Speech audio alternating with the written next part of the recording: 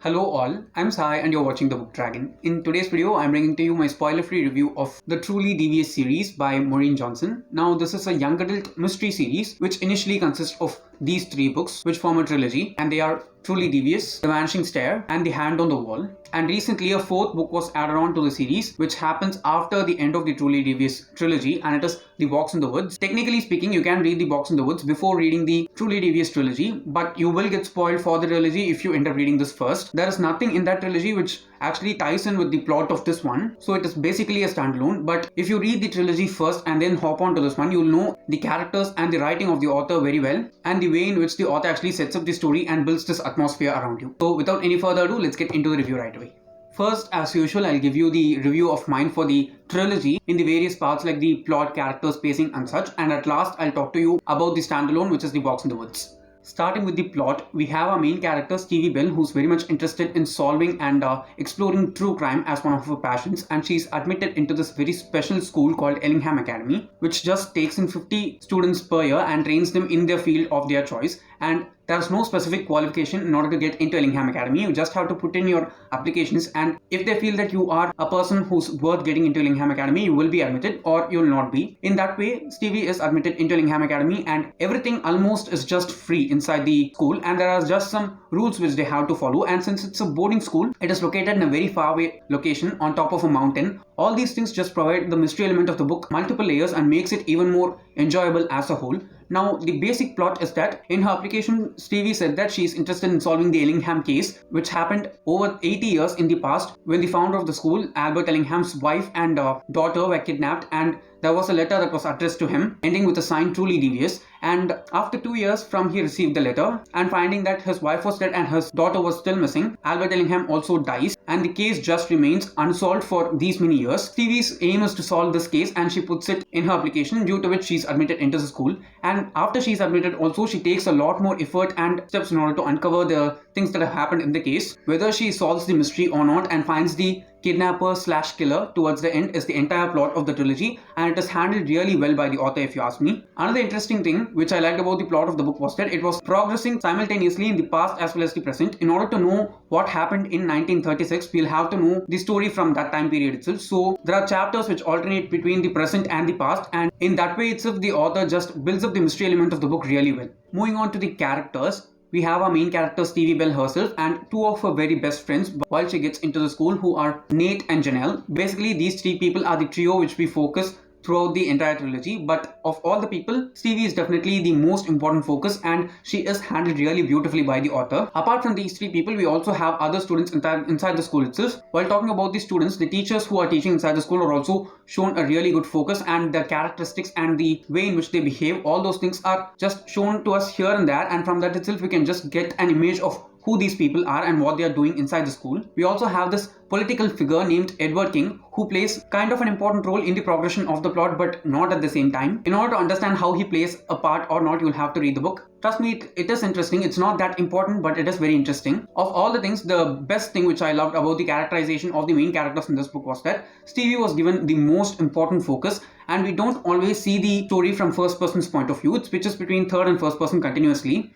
But whenever we got Stevie's point of view, it was almost like that of Sherlock, if you ask me. It was really interesting how she carried the story, and the way in which Maureen Johnson has actually shaped Stevie was really good, because when we read about young girl characters, the main character is always said to be beautiful or attractive in some way or the other. Stevie is definitely not a person like that, because her profession and her passion to solve true crime just takes up a lot of time, and she would rather spend the time solving a case rather than just sitting down and putting on makeup and making herself look beautiful. So all those layers which were actually added on as realities for the character made her feel like a far more real person. And apart from that, she's really clever and smart in multiple aspects. She's definitely not stupid. It is definitely not wrong to be so. But in this one, I can definitely say that she is impulsive at times, but definitely not stupid, but very, very smart. Moving on to the writing, I think that the writing is one of the strongest pillars for this book, because the writing of Maureen Johnson is so fresh, okay? Even though she is an author who has written many books before Truly Devious itself, her writing is something which is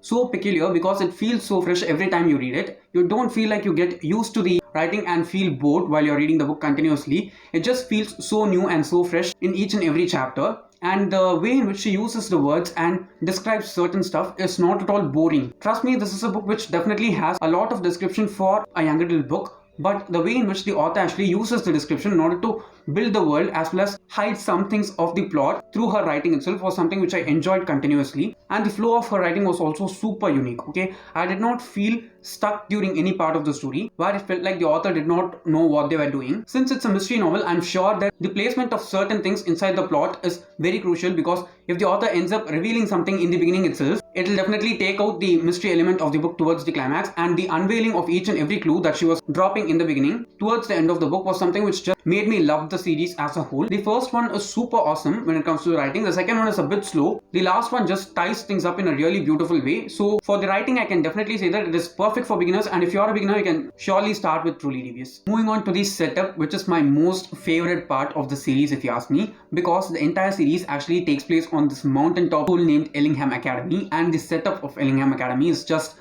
perfect for a mystery series to take place. Okay, there is a lot of mist, it is always cold, all of them have like houses into which they are sorted, and just like in Harry Potter, each and every house is kind of a family. The best thing about the series, which just felt so good for me, was that every time I sat down and read any of the books in the Truly Devious series, it just felt like I was in that place where the story was happening, and I was experiencing it along with the characters just by being by their side. It just felt like that for me. It is almost like a Harry Potter experience, because it is also the same kind of boarding school and has this very misty, foggy atmosphere which is very whimsical, but the darker shade of the series, because of the mystery element, just makes the coziness also a bit creepy at times. But that is the thing which just made me feel a lot of things about the series. Okay, because I was able to feel the cold that the characters were feeling while they were in certain climatic conditions. Especially in the third book, there is this particular section in which there's a snowstorm outside and they are all stuck inside a building. That's why I've been stressing every time from the beginning while I was talking about this book that it is perfect for the monsoon season. So if you are planning to read Truly Devious, please do go forward. This is the best season to read it, and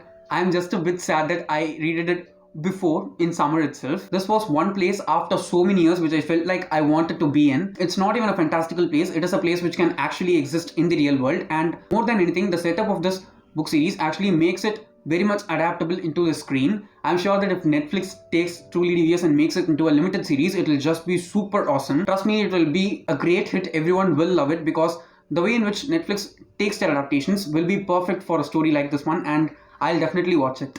Finally, talking about the pacing, the first book is super fast paced. Truly Devious is super fast paced. The second one, The Vanishing Star, is a bit slow throughout the book, but the last one is where things are a bit mixed. Okay, the first half of the book is a bit slow that you feel like, what the hell is happening? Why are we even talking about these stuff? Because they are totally out of the things which we've learned so far from the first two books, and the climax just feels so disoriented. But the second half is the place where everything comes together and coagulates to us to solve the mystery, and the last 60 to 70 pages of the book is definitely a huge chunk of the entire series, which is super well written and draws all the three books together to a single point. Of all the things, the best thing about the third book, last book, is that it ended in a very realistic way. It was not at all cinematic. Okay, the revelation is super smooth. It just happens in a super realistic manner. You can actually picture the things that are happening, because if something like this happens in real life, that is how it will end up, if it ends up at all. So considering the trilogy as a whole, or the series as a whole, the pacing was something which I enjoyed consistently.